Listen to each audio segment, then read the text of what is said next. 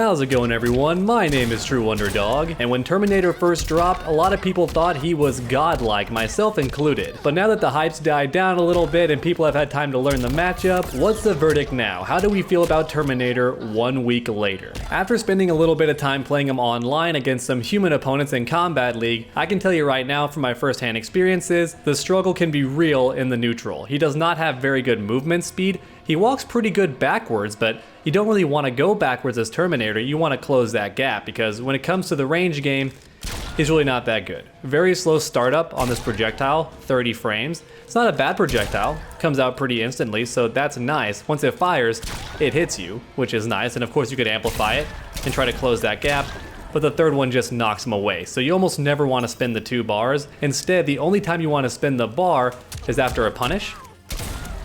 You're right in their face and you're plus 16, so they have to deal with your 50-50s. And in that regard, Terminator can feel quite fast when he's up close. But against opponents who can walk backwards and throw lots of projectiles, he doesn't have very many answers. Variation 2 does try its best with the running man, but it's honestly not a very solid solution. And in Variation 1, he has this, which can be fairly decent if the opponent is thinking about it and you catch them during their startup, but once they start the zoning, it's not a very good way to close the gap, because if you notice, I don't go over anything outside of maybe some low projectiles, but honestly even those hit most of the time. He may avoid a ground pound, but that's about it. Otherwise he is vulnerable the entire time, and as you might have noticed, it doesn't even go full screen. So if the opponent hangs out at full screen, you can't even punish them. You gotta scoot forward a little bit. But unless they're in the corner, they're just going to walk back every time you gain ground and just keep throwing projectiles at you. So that's the first struggle with Terminator, is that full screen game. And unfortunately, if you want the teleport, you gotta play in casual. And from what I hear, he's actually quite a menace in casual. He has crazy armor for some of his moves, and he also has the teleport to close that gap whenever he wants. So in casual play, he actually is the monster we thought he was. But when it comes to ranked matches or any competitive play, he's quite easy to actually zone out. Now, issue number 2 is his speed. A lot of people said day 1 he's a bit slow. But the odd thing is, he's fast and slow at the same time. So what do I mean by that? Well, for one thing, his punish is 7 frames.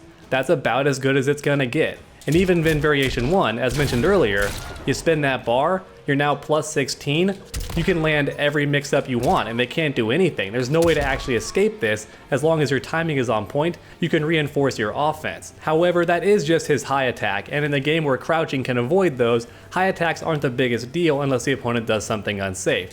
So it's a decent punish, but not a good answer up close in the neutral. However, his mid is 10 frames. That's almost as fast as they get. The fastest mids are 9 frames in this game, and his is just 1 frame slower. That's very, very good. And in Variation 3, all of these things lead to a full combo, just not in Variation 1 or sometimes 2 outside of the corner. But even so, that's a pretty decent mid. The problem is, not very good range on this, right? Not at all. So against certain characters like Cassie or Sonya, they can just walk backwards, and no matter how much you move forward during these strings, they can outpace you just by walking backwards and then whiff punish you. And in Cassie Cage's case, she gets the crushing blow for that. So it's not a good idea to just throw it out in the neutral, but it is good after a down 1 or a down 3, which is nice because Terminator has a 6 frame down 1. And once again, that's as fast as they come.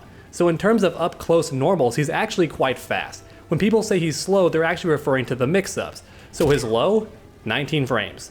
That's fairly slow, especially for a low attack. And it has an overhead follow-up that starts combos for free. So it being a bit slow is fairly justified. And then his overhead, 1 frame faster, doesn't start off combos outside of Variation 3, but does have a throw afterwards. Now unfortunately, very similar to Lobo, you don't want to knock people away with this, so you're better off doing anything but that. Maybe the overhead could be a good idea, keeps them close. If they have no bar, they have to deal with your mix-ups afterward. And honestly, I feel like offline, Terminator isn't slow at all, because you land this down 1 and this forward 3 or this forward 2 is coming, and the opponent has a very small window to squeeze anything out. And after a down 3, there is no window. You can do whatever you want and they have to block and they have to guess. It is a 50-50, and there's no fuzzy guarding because the timing is so similar. Only 1 frame difference, so you have to react, which offline might be possible in the hands of some pros, but it's going to be very, very difficult. Now the issue is that online, I was having a very tough time doing these frame traps. A lot of players were just jabbing out of it because if you press it too early in this game, it'll just drop it, and I was worried about that. So I would land down 1, and then go for it a bit too late and they would jab me back out of it, and that was very frustrating. Down 3 was more consistent, I was getting it a lot more often, but even there you saw me miss it, right? This game does not have a buffer system like Tekken or some other fighting games. Instead, you have to learn that timing. And if you're off even a little bit, like I am right now, though I am doing it intentionally, but you get the idea. I have to wait a little bit and then do the 4-3. So I was messing that up over and over again. I was either doing it too early and nothing was coming out, or I was doing it too late and they were jabbing me out of it, which is very tough online. It happens a lot, especially in a bad connection. And let's be honest, this game is very popular online. I dare say it's the biggest fighting game in terms of players playing it online at this moment. And also a lot of them have bad connections, so it can be very rough to try and reinforce these frame traps and lag. It's very, very frustrating. After you do learn that timing, he's gonna be a really big threat as long as the connection isn't too bad, because that's a meterless combo starter. It's a low and then an overhead, or he has this overhead, which in variation 3 leads to a full combo and can be very scary. And I think variation 3 is going to end up being his best variation, especially online, because it robs your opponent of all their meter options, and not only that, but he can convert off his 50-50s, which makes him very frightening. So that was quite a mouthful, but in summary, on paper, Terminator should not be slow. But online, it can be very tough to reinforce your hit advantage. The slightest bit of lag means the opponent can just interrupt you with a down 1. But if you land those initial pokes, his mix-ups can be quite good.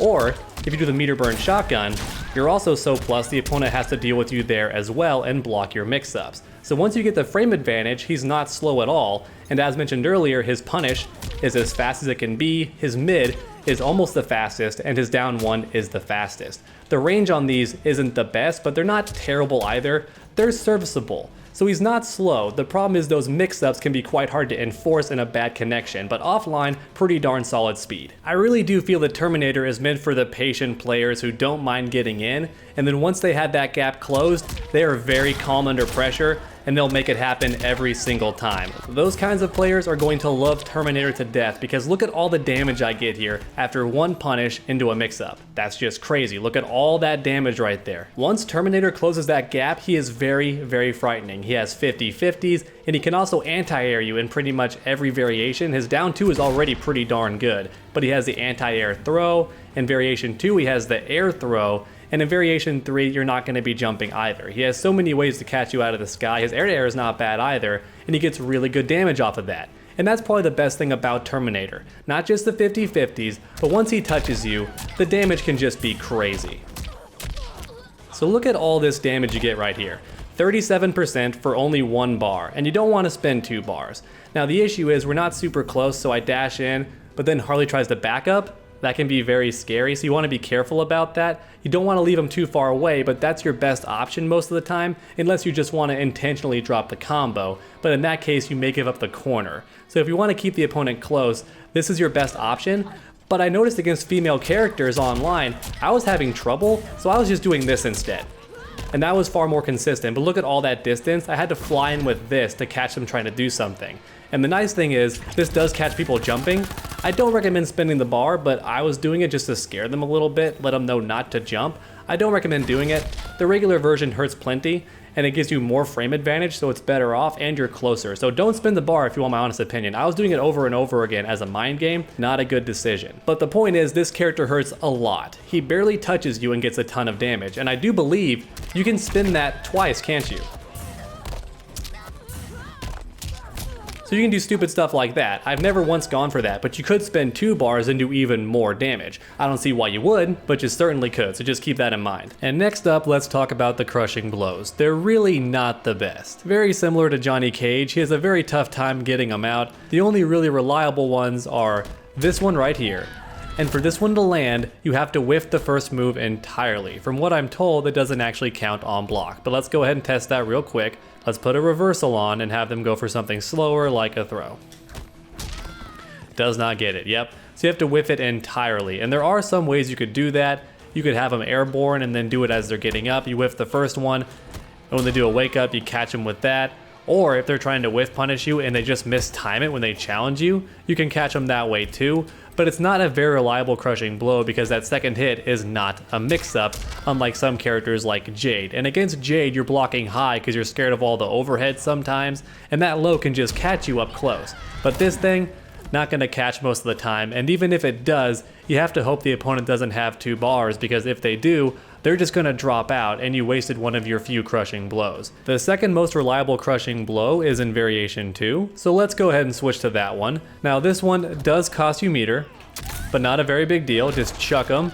And once again you get the pop-up, and it does pretty decent damage by itself, 21%, so even if you do land it raw, since it isn't unblockable, it could be very good on block as a tech throw. You catch them, get a lot of damage. That could certainly happen, but if you combo into it, that's where the real damage happens. But once again, it is a pop-up, so if the opponent has 2 bars, they're dropping right out, and if you want to combo into this for maximum damage, you have to be really good at understanding how much time there is before that bar fills. In other words, if they have 1 bar of defense and you start your combo, you better know for sure that second bar is not going to be filled up after you land this command grab, because if it does, you've wasted all that effort, and it's not a very easy one. It's very similar to Jackie's. You have to do every single throw once, but it's actually even tougher than Jackie's, because against Jackie, at least you can do 2 at once for her throw, not this thing. So we have the regular one, right? And we have the forward option. Whoops, my bad. We have the forward option, hold forward, boink. And then you might think, oh, just the enhanced version now. But no, you have to also do the enhanced back version. So that's 4 throws in total, and the 4th one gives you a crushing blow. Now you do end most of your combos with this thing, but I feel like most of the time, like say they're cornered for example, you're not going to want to do the one that tosses them backwards, so you're just going to not go for it. So you either give up the corner and work towards that crushing blow, or you just keep the corner, which is more likely going to be your option. So a lot of the time, if you win, the opponent's just already dead before you even get that crushing blow, because you do so much damage. Which of course isn't a bad thing. I mean, if you win, but the point is, you're not going to see this crushing blow very often, which is not good because it's the second most likely. Now the third most likely, in my opinion, is the shotgun one. This one is just going to be ridiculously tough to land, so you have to whiff 2 shots, and it has to be the regular one. The amplified does not count, so you can't just spend 1 bar and whiff 2 shots. You can't.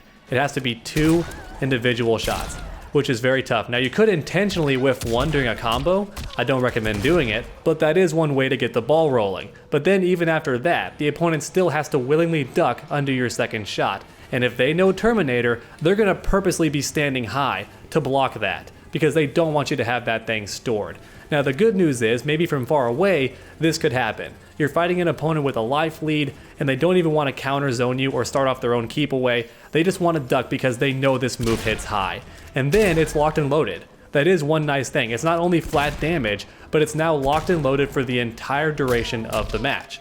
And it's a good way to end combos. Nice damage, and it's flat damage. They can't drop out of it once that combo starts going. And that's honestly about it for the pros and cons of Terminator. So real quick to summarize, he loses pretty hard to keep away, and even in the neutral against characters who can walk backwards very quickly. However, once he does close the gap, he's about as fast as they come. The fastest punish, the fastest down 1, and once he gets that hit advantage, his mix-ups are very fast and impossible to fuzzy guard. So once he does close that gap, he's actually quite fast, as long as you know to start with a poke and not just to go for these mix-ups, because they are quite slow. So just get the hit and then go for him, and the opponent has to block. Also, the meter burn shotgun, can't recommend that enough. It's very, very good for frame advantage, and they have to block you. But the opponent's going to have a very easy time keeping him out, because even if he does want to close the gap, he either offers himself up on a silver platter with minus frames, or he just gets hit trying to get in. It's very tough for him to close that gap. But once he does, thankfully, he can get the frame advantage, he's faster than you think, and his combos hurt a lot. And that's quite possibly the best thing about the character. He just hurts really, really bad, and he also has 50-50s.